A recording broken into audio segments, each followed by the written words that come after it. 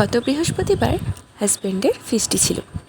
ফিস্টির আয়োজন হঠাৎ করেই শুরু হয়, তাই ওরা আমার থেকে ইন্ডাকশানটা চেয়েছিল। কিন্তু ইন্ডাকশানে তো আমি প্রতি বৃহস্পতিবার ঠাকুরের ভোগ রান্না করি, তাই ইন্ডাকশানটা দিলাম না। সেই জন্য ওদেরকে বলেছিলাম গ্যাস, ওভেন এগুলো নিয়ে যেতে। তো ওরা এগুলো নিয়ে গেল না, কারণ ওগুলো বড়, বইতে হবে, অনেকটা টাইম লাগবে। সেই কারণে চটজলদি হয়ে যাওয়ার জন্য এবং বইতে সুবিধা হবার জন্য ওরা ইন্ডাকশান চেয়েছিল। তো প্রসাদের কারণে আমি তো দিলাম না। তো ওরা তখন বলেছিল যে তুমিই তাহলে বাড়িতে রান্না করে দাও। আসলে ওরা এটা বলতে পারলো তার কারণ ওরা জানে মন্দিরা কখনোই না করে না। আর ওরাও ভালোবেসে বললে সত্যি আমি কখনো না করি না কোনো কিছুতেই। আর ওরা জানে মন্দিরা থাকলে ওদের কোনো অসুবিধা হবে না, বা ওরা যে কোনো কিছুই বলতে পারে।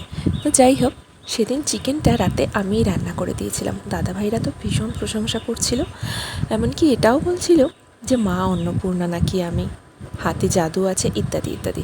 আচ্ছা, এত প্রশংসা করলে স্বয়ং মা অন্নপূর্ণাও তো পাপ দেবে, তাই না বলো? যাই হোক, প্রশংসা শুনতে কার না ভালো লাগে। আমিও শুনলাম এবং মনে মনে ভীষণ হাসলাম, আর ওরাও ভীষণ খুশি হয়েছিল। তবে সত্যিই রান্নাটা কতটা ভালো হয়েছে আমার জানা নেই, তবে এতে হয়তো ভালোবাসাটা বেশি পরিমাণ ছিল, তাই জন্যই হয়তো রান্নাটা ভালো হলেও হতে পারে। যাই হোক, দাদাভাইদের সঙ্গে অন্য কোনো ভিডিওতে একদিন নিশ্চয়ই সকলের তোমাদের পরিচয় করাবো। সত্যিই ওরা না থাকলে এই মন্দিরা হয়তো অসম্পূর্ণ। যাই হোক, তোমাদের সাথে বকবক করতে করতে চিকেনটা প্রিপেয়ার হয়ে গেল। চলো তাহলে আজকের মতো টাটা।